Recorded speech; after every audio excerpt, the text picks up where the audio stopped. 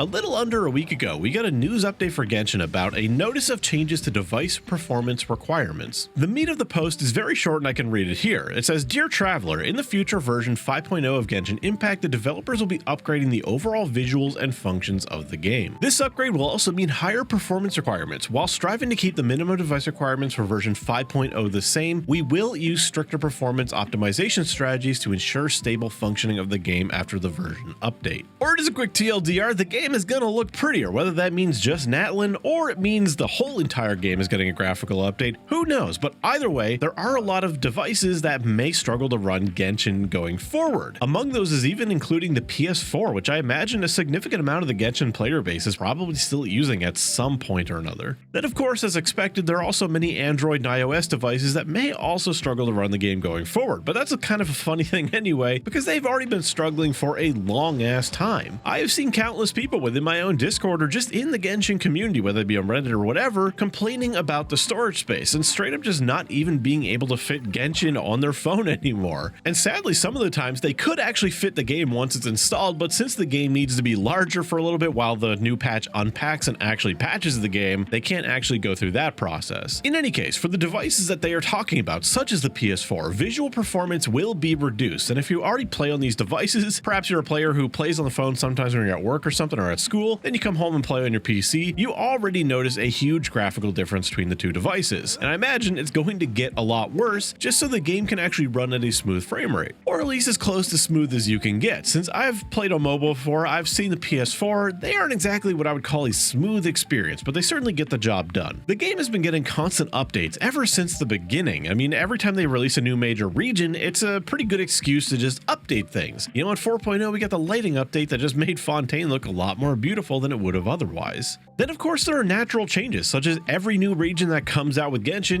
it looks typically a little bit better than the last one. If you compare Fontaine to Mondstadt, two regions that have very similar landscape, at least on the surface, they look pretty similar, but Fontaine looks a lot better. At least in my opinion. Some people of course still prefer the simplicity of Mondstadt and they feel comfort there. However, with this coming update, the fact that they feel the need to advance this, the fact that they need to announce this well in advance, it kind of indicates to me that something a little bit more significant is happening than just a lighting update. I'm in the camp that I think it would be fantastic if they went back to all the older regions and, you know, just touched them up and made them look as good as well as future regions, because the game can always improve. I think Genshin is an objectively beautiful game. They picked a really good style that will last a very long time, but it can still of course be upgraded. Of course, it would also be a little ridiculous not to mention the elephant in the room, that being Wuthering Waves. Potential competition for Genshin that is right around the corner as of me recording this is literally like a week away from global release. It has a lot of pre-registered users. That game's been hyped up by the Genshin fanbase for a long time, and I think it would make sense for them to try to do something big to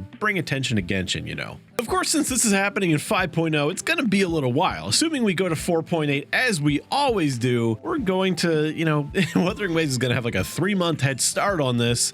And you know, perhaps that's good. Maybe the initial hype of Wuthering Waves will wear off. It'll get incorporated into most people's normal gacha routines because it seems like everybody plays multiple gacha games because it's just kind of how they're designed. You know, you play each one for like 15 minutes a day and you rotate through a bunch of them, as many as your wallet can stand. Then after people take their usual end of region break from Genshin, they'll come back to a new pretty landscape, hopefully. Again, we don't know the exact details. They could go crazy with this. Maybe the game's gonna look entirely different. Maybe it's just going to be Natlan. I hope that's not the case, but I think we all understand that there is a pretty good possibility they only mean improving Natlan's visuals just like they have constantly. The lighting update may have affected the entire game, for example, but I think Fontaine was definitely the best recipient of it, particularly in the underwater areas. In any case, when you bring up a topic like minimum spec requirements or graphical updates, this brings up a topic that is near and dear to my heart ever since I started playing this game, and that is overall how Genshin is developed. When you have a game like Genshin that is on multiple platforms ranging from some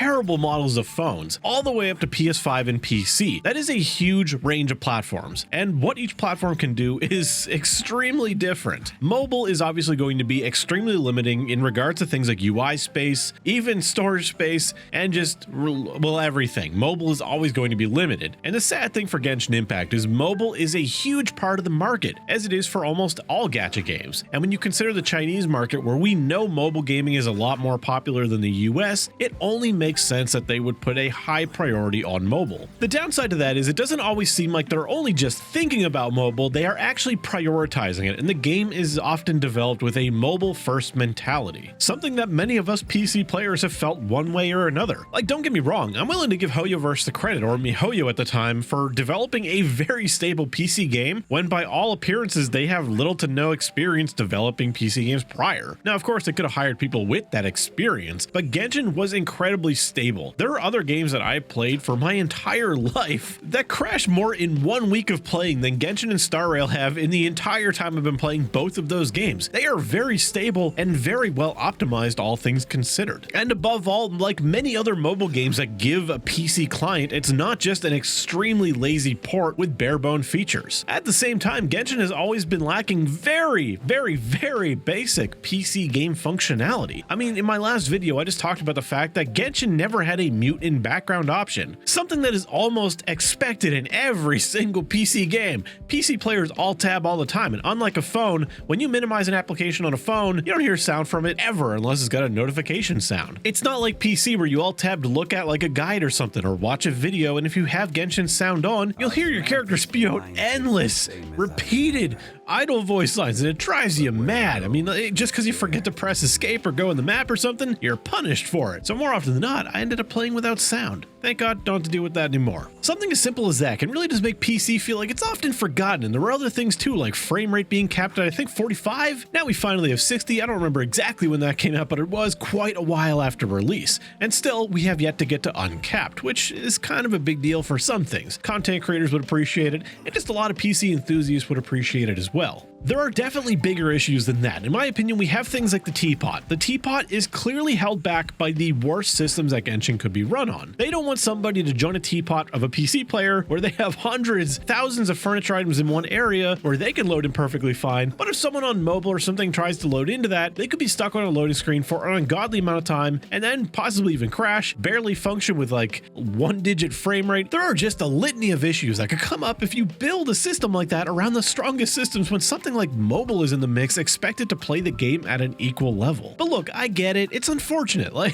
I love the teapot. I love housing systems. But Genshin's is one of the most held back ones I have ever experienced, which is a damn shame because with so many regions that have come out, we actually have a lot of options now with decorating. Then of course, with variety comes the problem that the less duplicates you have, the more strained your load limit is, because a long time ago, they put in a system that for every duplicate of an item you put in, it's a little bit less strained on the load limit, which makes sense. Teapot aside, there are bigger issues I think that the game has that are held back by mobile. As I said earlier, one of the biggest problems mobile games face is UI bloat. You want as few things on the UI as possible because you have UI-based controls. You need a touch-based joystick, the buttons need to be big enough to press. It is a challenge, and you can offer customization, but at the end of the day, they need to make sure the default experience is good enough that people aren't going to complain about it and have an easy time playing. That also means that you don't want to put too much on the screen, which obviously limits the ability to add true buff timers, buffs that we can mouse over and see what the buff is, a shield health bar, like I said, all kinds of UI elements that a lot of RPGs have, or at least have options for.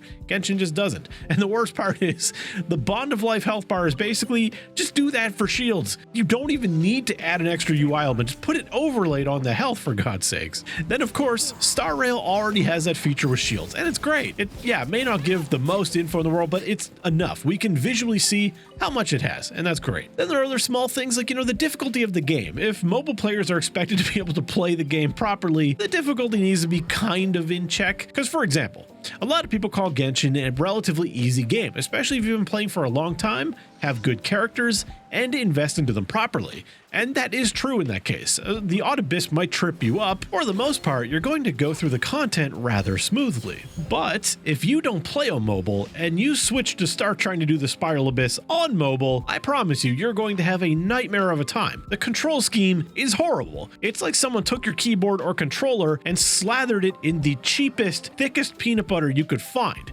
It's horrendous.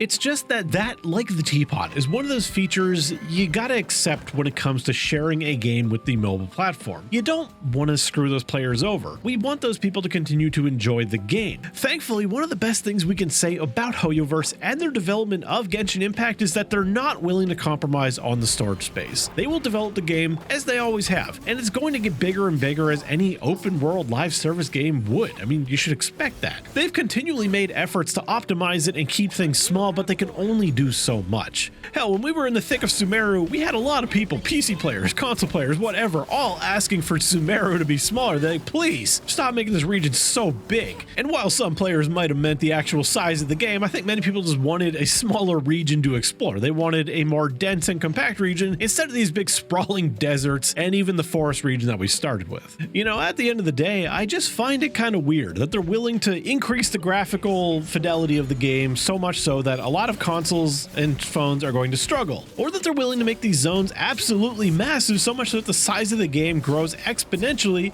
and if your device doesn't have an external SD card, which sadly most phones have been doing away with, well, you're screwed, I guess. Essentially what I'm saying is that if they're willing to make the game grow in size, like storage space size, significantly, or turn the graphics up so much that your phone has to scale it down and still burn your hands, why not start doing some things like adding UI elements that, yeah, sure, might bloat a mobile UI, but just turn them off by default and allow people to turn them on if they want them. Maybe make the load limit for teapots better. Maybe if it gets too much, just send a message to people saying you can't join this player's teapot. The mobile side of Genshin is a gigantic part of how big the game is today and what funds the updates that we all know and love. It would be foolish to say, like, screw the mobile players, make it so they can't play the game anymore, and you gotta migrate to a proper system. That would be unfair to everybody who's been playing on them for years. I don't want that. I don't think a lot of people would want that. Thankfully, updates like this one show that they're not willing to hold the game back entirely because of mobile, but obviously I think it always will be for as long as mobile can play the game and expect to play the game at the exact same level that other systems can. That's enough of my ranting. If you've been putting off getting an upgrade, maybe it's finally time to consider doing that. That way you can continue to play and enjoy the game, or hate it like a lot of people seem to, but still play it anyway. In any case, you do you. Thank you to you for watching. Thank you to my members and patrons for supporting me as always, and I'll see you in the next one. Attaboy!